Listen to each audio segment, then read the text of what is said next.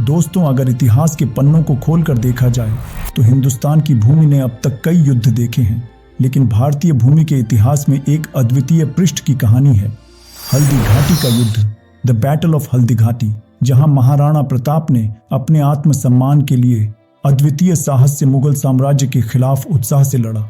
यह युद्ध न केवल राजनीतिक संघर्ष का प्रतीक था, बल्कि अपने आत्मसम्मान और अपनी मातृभूमि के प्रति पूर्ण समर्पण का प्रतीक भी था। हल्दी घाटी ने एक नए युग की शुरुआत की और भारतीय साम्राज्य और संस्कृति की अद्वितीयता को उजागर किया। बात 16वीं की है, जब भारत की सरजमी पर कई राजाओं और रियासतों का वर्चस्व हुआ करता था।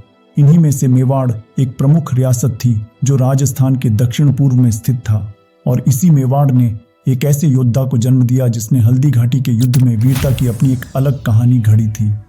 धरती जाग आकाश जागा, वह जागा तो मेवाड़ जागा, ये बात उस योद्धा के लिए कही गई है जिसने अपनी मातृभूमि की रक्षा के लिए अपने प्राण न्यौछावर कर दिए थे, और वह है महाराणा प्रताप। हिंदू हृदय सम्राट महाराणा प्रताप का जन्म 9 मई 1540 को राजस्थान के कुंभलगढ़ दुर्ग में हुआ था। इनके पिता का नाम राणा उदय सिंह और माता का नाम जयवंता बाई था। महाराणा उदय सिंह ने अपनी मृत्यु के समय अपने छोटे पुत्र को गद्दी सौंप दी थी, जो कि नियमों के विरुद्ध था। उदय सिंह की मृत्यु के बाद राजपूत सरदारों ने मिलकर 1 मार्च 1576 को महाराणा प्रताप को मेवाड़ की गद्दी पर बैठाया।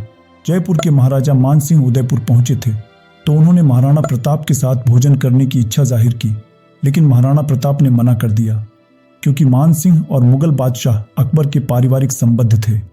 मेवाड़ के महाराणाओं ने कभी भी मुगलों की अधीनता स्वीकार नहीं की। इसके बाद महाराणा ने मानसिंह के साथ भोजन करना अनुचित समझा। इससे मानसिंह गुस्सा होकर मेवाड़ छोड़कर चले गए, और माना जाता है कि इसी कारण से ही हल्दी घाटी के युद्ध की नींव पड़ी। इसके बाद अकबर के तमाम प्रयासों के बावजूद महाराणा ने अकबर की अधीनता को नहीं स्वीकारा, तो अकबर ने मेवाड़ पर आक्रमण के आदेश दे दिए थे। राजस्थान के राजसमंद जिले में खमनोर गांव के पास एक मैदान में मुगल सेना का महाराणा प्रताप के साथ युद्ध हुआ। यह युद्ध एक संकीर्ण पहाड़ी दर्रे से खमनोर के मैदान में बनास नदी तक लड़ा गया था। खमनोर से बलीचा तक 6 किलोमीटर तक फैला यह रण क्षेत्र हल्दी घाटी के नाम से जाना गया। यहाँ की मिट्टी का रंग हल्दी के समान पीला होने के कारण इस घाटी का नाम हल्दी घाटी पड़ा है। महाराणा प्रताप की तरफ से उनके घुड़सवार सैनिकों और भील समुदाय के धनुर्धारों ने युद्ध लड़ा था। इसमें प्रताप के हरावल का नेतृत्व अफगान के हकीम खान सूरी ने संभाला था। सेना की सबसे आगे वाली टुकड़ी को हरावल कहा जाता है। राजा मानसिंह कछवाहा मुगल सेना के हरावल का नेतृत्व कर रहे थे। इस युद्ध में हाथी और घोड़ों को भी उतारा गया था। महाराणा प्रताप के प्रतापी घोड़े का नाम चेतक था। ये वही घोड़ा था जिसने अपने मालिक को बचाने के लिए अपने प्राण न्यौछावर कर दिए थे। दूसरी तरफ मानसिंह के हाथी का नाम मर्दाना और अकबर के हाथी का नाम हवाई था। 18 जून 1576 की सुबह हल्दी घाटी के युद्ध की शुरुआत हो चुकी थी।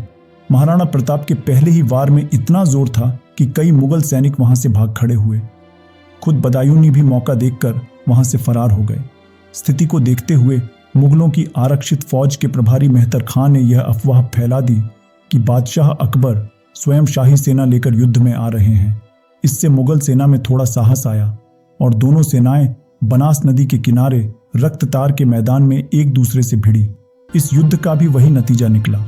मुगल सेना फिर से बिखर गई। मान सिंह ने जैसे तैसे अपनी सेना को इकट्ठा किया। फिर दोनों सेनाएं हाथी युद्ध में भिड़ी। इसे हाथी युद्ध इसलिए कहा गया क्योंकि इसमें हाथियों के दस्ते को भी युद्ध में उतारा गया था। मुगल सेना की तरफ से तीरों और गोलों की बौछार होने लगी। महाराणा प्रताप के खेमे में निराशा छाने लगी। तब महाराणा ने अपने 2 हाथी लूना और राम प्रसाद को युद्ध में उतारा। प्रताप की सेना में खंडेराव और चक्रवात जैसे हाथी भी थे। महाराणा प्रताप अपने साथियों राम सहाय, ताराचंद, राणा पूंजा, हकीम सुर के साथ दुश्मन के खेमे को चीरते हुए मानसिंह के हाथी तक पहुंचे। मानसिंह अपने हाथी मर्दाना पर बैठे थे, जबकि प्रताप अपने घोड़े चेतक पर।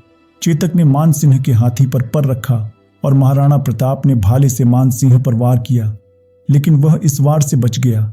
लेकिन इन सब में चेतक का एक पैर जख्मी हो गया था। अब महाराणा की हार तय नजर आने लगी थी। युद्ध में प्रताप के जीवन को संकट में देखकर प्रताप की सेना के एक योद्धा झाला बिदा ने प्रताप का मुकुट पहनकर युद्ध लड़ा झाला बीदा के इस मुकुट की वजह से मुगल सैनिक महाराणा की बजाय उसे निशाना बनाने लगे। महाराणा को समझकर जंग के मैदान से दूर भेजा गया और बीदा प्रताप की जान बचाते बचाते हल्दी घाटी के युद्ध में वीरगति को प्राप्त हुए। अब सवाल ये है कि आखिर इस युद्ध का परिणाम क्या था? तो चलिए आपको ले चलते हैं हल्दी घाटी के युद्ध के परिणाम की तरफ। Who was the winner? गौरतलब है कि हल्दी घाटी के युद्ध का कोई परिणाम नहीं निकल पाया था। इसकी वजह यह थी कि अकबर महाराणा प्रताप को जिंदा अथवा मुर्दा पकड़ने में कामयाब नहीं हो पाए थे। हालांकि उन्होंने मेवाड़ के कई हिस्सों पर अपना कब्जा कर लिया था। गोगुंदा का किला जो महाराणा प्रताप का बेस हुआ करता था, उस पर भी मुगल सेना ने कब्जा कर लिया था। लेकिन इस कहानी का यहीं पर अंत नहीं होता। इस युद्ध के बाद महाराणा प्रताप अरावली की पहाड़ियों में चले जाते हैं और वहीं से अपने मिशन को अंजाम देने लगे थे। ये वही समय था जिसने एक काफी फेमस प्रसंग को जन्म दिया कि महाराणा ने जंगल में घास की रोटियां खाई थी। गोरिल्ला अथवा छापामार युद्ध के जरिए प्रताप ने धीरे धीरे अपने साम्राज्य को फिर से हासिल करने की दिशा में काम किया।